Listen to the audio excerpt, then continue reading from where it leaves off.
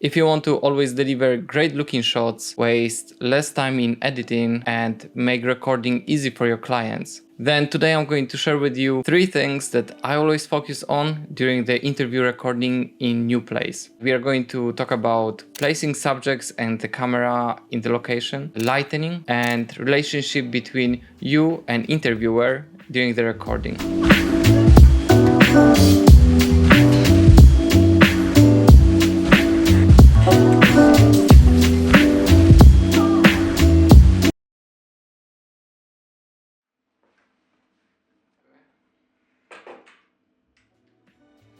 There are a few things that helps creating properly recorded interviews in any unfamiliar space. When we arrived, we discovered that the room is very small without any natural light.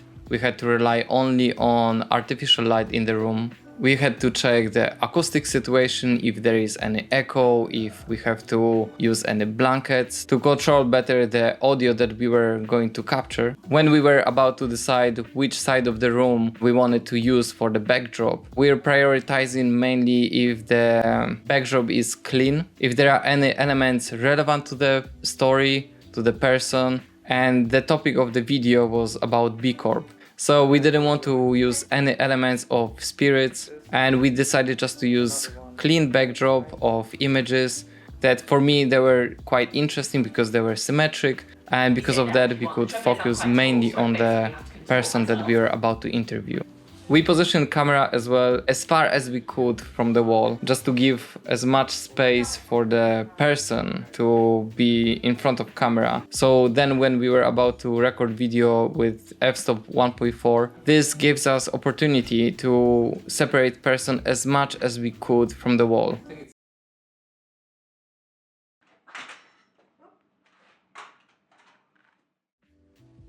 In this type of situation where we don't have natural light and we don't have too many artificial lights that we can use on a set, it's good to start setting up the camera using the room lights, and then you can adjust the brightness in camera. If you have to add any ND filter, because we were about to record video using f1.4, it meant that footage that we were about to record would be very bright. Luckily, C500 that we were using has built-in ND filters, so we could just click and change steps. However, if you're recording with mirrorless cameras or DSLRs, then it's very good to use variable ND filters that you can attach on the lens. Once you expose correctly the camera, then you have to see if you can control in any way the lighting in the room, because maybe some lights you can dim. Unfortunately, this time we couldn't, so lights that were on the ceiling we had to somehow mask because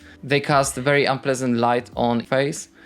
That's why I just wanted to mask with any possible solution, and the only one that I found was to use the tape, and as you can see, I just taped the light ceiling to cover it as much as I can and still use the other ambient light for the video. As well, on the wall we had this light bulb that unfortunately we couldn't dim as well, so I just decided to unscrew it a little bit so it doesn't work, and it works only as a backdrop and it doesn't distract from the person that we were about to interview. It's not the brightest thing in the frame, because I want that person is the brightest aspect of the frame.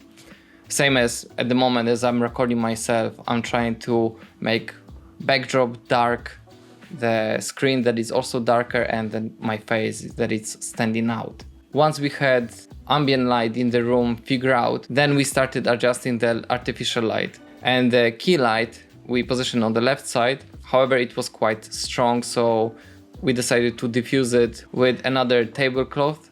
It gave a little bit more softer look because light was quite close to the subjects.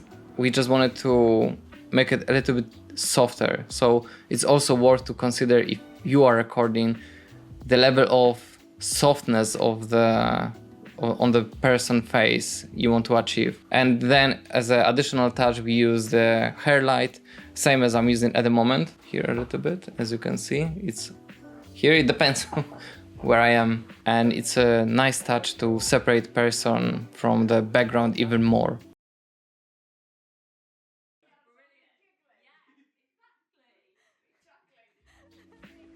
And the third aspect is the relationship between you and your client during the recording. Because it is quite stressful to be in front of camera and talk to camera, same as I'm doing this now. I also highly recommend to even try this, talking to camera, because then you can relate to person that you are recording and understand if it's stressful for them, how well they are doing, and focus mainly on them. I don't know, I just also gives me this type of understanding when I was recording them and I kept eye contact with them to just appreciate how much effort and how difficult it can be to be in front of camera, and they were doing great job. So it is very important to have this relationship between you and your client. And as well, you can record them in two ways. Obviously they can just talk to camera, and I think it's a bit more intimidating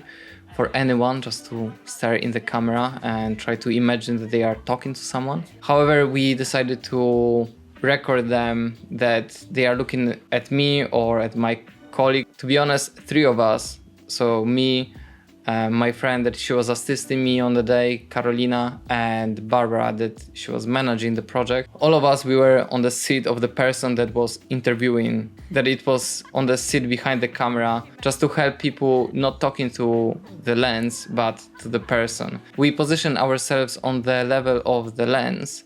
So when person who was in front of camera was looking at us, they were still on the same level of the camera lens. So it doesn't look off that they are maybe looking a bit higher or a bit lower. You know, like if I'm looking a little bit on the side, but still on the same lens level, it looks a little bit more natural. So that's what we wanted to achieve as well. But it was worth it to help person who was in front of camera to feel less awkward and more relaxed. And it's also important to focus mainly on that person and listen to what they are saying and make them feel listened. So smile, nod, and just really try to be in that moment. Show them that they are really talking to someone, that you're not just a mannequin and that they are talking to somebody who doesn't care. You know, you are the first person that they are talking to, and that they are expressing their thoughts, and this how you are taking those informations and how you are engaging with them. It's really important, because if you will show that you are bored or uninterested, you will see this in them in the video, that maybe they are unsure of the stuff that they are talking about. And if you also don't have big crew, or maybe you are just alone, I know how difficult it is to not keep checking the screen if everything is fine, if the lighting is fine, if the audio works. At one point you have to just trust that everything is recording correctly and really just focus on the person. These 3 interviews that we recorded, they were part of the bigger project that probably it will be live in a few months. So hopefully this was helpful, and you can make a checklist and try to record in this way next interview that you will have and compare it to the previous one. Yeah. Thank you so much for watching.